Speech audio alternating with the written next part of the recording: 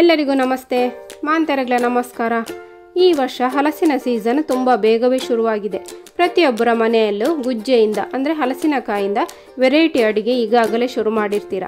ಇವತ್ತು ನಾನು ಹಲಸಿನಕಾಯಿಂದ 2 ವಿಧಾನದ ಅಡುಗೆ ಮಾಡಿ ತೋರಿಸ್ತಾ ಇದ್ದೇನೆ. ಐತಾಳ್ಸ್ ಕಿಚನ್ನ ವೀಕ್ಷಕರಿಗೆ ಸ್ವಾಗತ. ಗುಜ್ಜೆ ಸಾಂಬಾರು ಮತ್ತು ಪಲ್ಯದ ವಿಧಾನವನ್ನು ನಾನು ಮಾಡುವ ರೀತಿಯಲ್ಲಿ ನಿಮ್ಮೊಂದಿಗೆ ಶೇರ್ ಮಾಡ್ತಾ ಇದ್ದೇನೆ. ಮೊದಲಿಗೆ ಎಳೆ ಹಲಸಿದ್ದು ಸಾಂಬಾರು ಮಾಡಿ ತೋರಿಸ್ತಾನೆ. ತುಳುವಿನಲ್ಲಿ ನಾವು ಇದಕ್ಕೆ ಗುಜ್ಜೆ ಅಂತ ಹೇಳ್ತೇವೆ. ಇದನ್ನು ನೀಟಾಗಿ ಕಟ್ ಮಾಡಿಕೊಳ್ಳೋಣ. ನನಗೆ ಇವತ್ತು ಹಸ್ಬೆಂಡ್ ನೀಟಾಗಿ ಕಟ್ ಮಾಡಿ ಕೊಟ್ಟಿದ್ದಾರೆ. ಇದರ ಸಿಪ್ಪೆ ಎಲ್ಲ ತೆಗಿಬೇಕು. ನೋಡಿ, ಈ ರೀತಿಯಾಗಿ ಫ್ರೆಶ್ ಆಗಿದ್ದರೆ ಸಾಂಬಾರು ಕೂಡ ಒಳ್ಳೆ ಫ್ರೆಶ್ ಆಗ್ತದೆ. ಕಟ್ ಮಾಡಿದಾಗೆ ಇದನ್ನು ನೀರಿಗೆ ಹಾಕ್ತಾ ಬರಬೇಕು. ಸಾಂಬಾರಿಗೆ ಇಷ್ಟು ದೊಡ್ಡ ಗಾತ್ರದಲ್ಲಿ ಕಟ್ ಮಾಡಿಕೊಂಡ್ರೆ ಒಳ್ಳೆಯದು. ಇನ್ನು ಅಗತ್ಯ ಇರುವಷ್ಟು ಒಂದು ಪಾತ್ರೆಗೆ ಹಾಕೊಳ್ತಾನೆ. ಇದರಲ್ಲಿ 2 ರೆಸಿಪಿಗೆ ಆಗುವಷ್ಟಿದೆ. ಅದಕ್ಕೆ ಮುಳುಗುವಷ್ಟು ನೀರು ಹಾಕ್ಕೊಂಡು ಮುಚ್ಚಿಟ್ಟು ಬೇಯಿಸಿಕೊಳ್ಳೋಣ.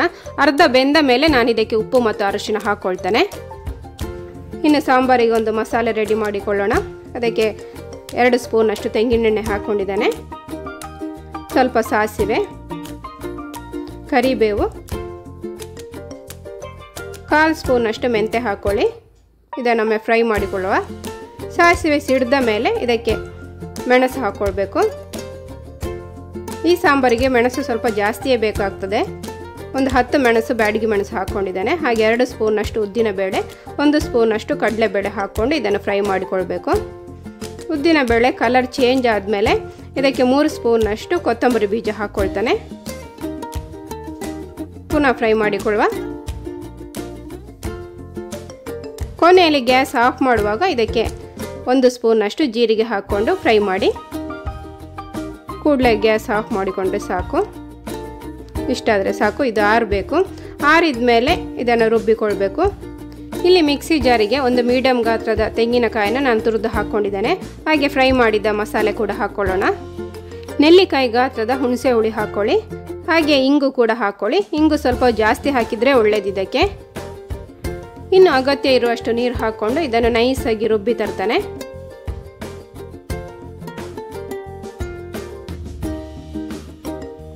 ನೋಡಿ, ಈ ರೀತಿಯಾಗಿ ಫೈನ್ ಪೇಸ್ಟ್ ಮಾಡಿದರೆ ಒಳ್ಳೆಯದು. ಈಗ ಹೋಳುಗಳು ಅರ್ಧದಷ್ಟು ಬೆಂದಿದೆ. ಇನ್ನು ಇದಕ್ಕೆ 1 ಸ್ಪೂನಷ್ಟು ಅರಶಿನದ ಹುಡಿ ಹಾಕ್ಕೊಳ್ತಾನೆ. ಹಾಗೆ ರುಚಿಗೆ ತಕ್ಕಷ್ಟು ಉಪ್ಪು ಹಾಕ್ಕೊಂಡು ಒಮ್ಮೆ ಚೆನ್ನಾಗಿ ಮಿಕ್ಸ್ ಮಾಡಿಕೊಳ್ಬೇಕು.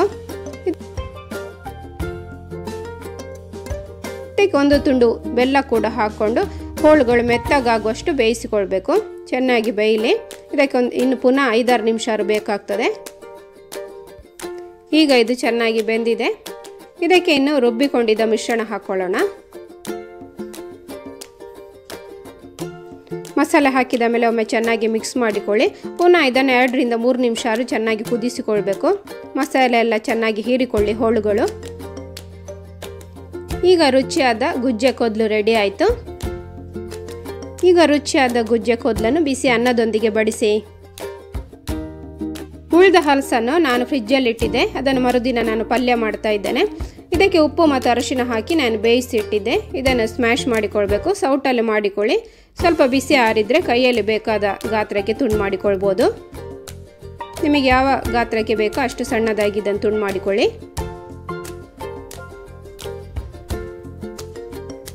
ಇದಕ್ಕೆ ಒಂದು ಒಗ್ಗರಣೆ ರೆಡಿ ಮಾಡಿಕೊಳ್ಬೇಕು. ಬಾಣಲೆಗೆ ಸ್ವಲ್ಪ ತೆಂಗಿನೆಣ್ಣೆ, ಸ್ವಲ್ಪ ಜೀರಿಗೆ, ಸಾಸಿವೆ, ಕರಿಬೇವು ಹಾಕ್ಕೊಳ್ತಾನೆ. 2 ಬ್ಯಾಡಗಿ ಮೆಣಸು ಕೂಡ ಹಾಕ್ಕೊಳ್ಳೋಣ. ಸಾಸಿವೆ ಸಿಡಿಬೇಕು. ಅಷ್ಟೊತ್ತು ಇದನ್ನು ಫ್ರೈ ಮಾಡಿಕೊಳ್ಬೇಕು. ಇನ್ನು ಇದಕ್ಕೆ ಬೇಯಿಸಿ ಕಟ್ ಮಾಡಿ ಇಟ್ಟುಕೊಂಡಿದ್ದ ಹಲಸು ಹಾಕ್ಕೊಳ್ಳೋಣ. ಒಗ್ಗರಣೆಯಲ್ಲಿ ಇದೊಂದು 2 ನಿಮಿಷ ಬೇಯಬೇಕು. ಅದಕ್ಕೆ ಸ್ವಲ್ಪ ನೀರು ಹಾಕಿ ನಾನು 2 ನಿಮಿಷ ಹಾಗೆ ಬಿಡ್ತೇನೆ. ಹಲಸಿನಕಾಯಿ ಪಲ್ಯ ಈ ರೀತಿಯಾಗಿ ಮಾಡಿದರೆ ಸುಲಭ. ಅದಕ್ಕೆ ನಾನು ಈ ವಿಧಾನದಲ್ಲಿ ಮಾಡ್ತಾ ಇದ್ದೇನೆ. ಈ ಪಲ್ಯಕ್ಕೆ ಸಿಂಪಲ್ ಆದ ಒಂದು ಮಸಾಲೆ ಹಾಕ್ಕೊಂಡ್ರೆ ಭಾರಿ ರುಚಿ ಆಗ್ತದೆ. ಅದಕ್ಕೆ ರೆಡಿ ಮಾಡಿಕೊಳ್ಳುವ. ಮಿಕ್ಸಿ ಜಾರಿಗೆ ಸ್ವಲ್ಪ ತೆಂಗಿನಕಾಯಿ ಕಟ್ ಮಾಡಿ ಹಾಕ್ಕೊಂಡಿದ್ದೇನೆ. 2 ಬ್ಯಾಡಗಿ ಮೆಣಸು, ಅರ್ಧ ಸ್ಪೂನಷ್ಟು ಸಾಸಿವೆ, ಹಾಗೆ ಒಂದು ಸಣ್ಣ ತುಂಡು ಹುಣಸೆ ಹುಳಿ ಹಾಕ್ಕೊಂಡು ಇದನ್ನು ಪೌಡರ್ ಮಾಡಿ ತರಬೇಕು. ನೀರು ಹಾಕ್ಕೊಳ್ಬೇಡಿ. ಈ ರೀತಿಯಾಗಿ ಪೌಡರ್ ಮಾಡಿ ರೆಡಿ ಮಾಡಿಕೊಳ್ಳಿ. ಗುಜ್ಜೆ ಕೂಡ 2-3 ನಿಮಿಷ ಒಗ್ಗರಣೆಯಲ್ಲಿ ಬೆಂದಿದೆ. ಬೆಲ್ಲ ನಾನು ಮೊದಲೇ ಹಾಕಬೇಕಿತ್ತು, ಮರೆತೋಯ್ತು. ಈಗ ಒಂದು ಸಣ್ಣ ತುಂಡು ಬೆಲ್ಲ ಹಾಕ್ಕೊಳ್ತಾನೆ. ಉಪ್ಪು ಸ್ವಲ್ಪ ಕಮ್ಮಿ ಇದೆ ಅಂತ ಅನಿಸಿತು, ಅದಕ್ಕೆ ಉಪ್ಪು ಕೂಡ ಸ್ವಲ್ಪ ಹಾಕ್ಕೊಂಡಿದ್ದೇನೆ. ಬೇಯಿಸುವಾಗ ಉಪ್ಪು ಹಾಕ್ಕೊಂಡಿದ್ದೆ, ಅದಕ್ಕೆ ಈಗ ಸ್ವಲ್ಪ ಕಮ್ಮಿ ಹಾಕ್ಕೊಳ್ತಾ ಇದ್ದಾನೆ. ಒಮ್ಮೆ ಚೆನ್ನಾಗಿ ಮಿಕ್ಸ್ ಮಾಡಿಕೊಂಡು ನಾವು ರೆಡಿ ಮಾಡಿದ ಪೌಡರ್ ಹಾಕ್ಕೊಳ್ಳೋಣ, ಮಸಾಲ ಪೌಡ್ರ್.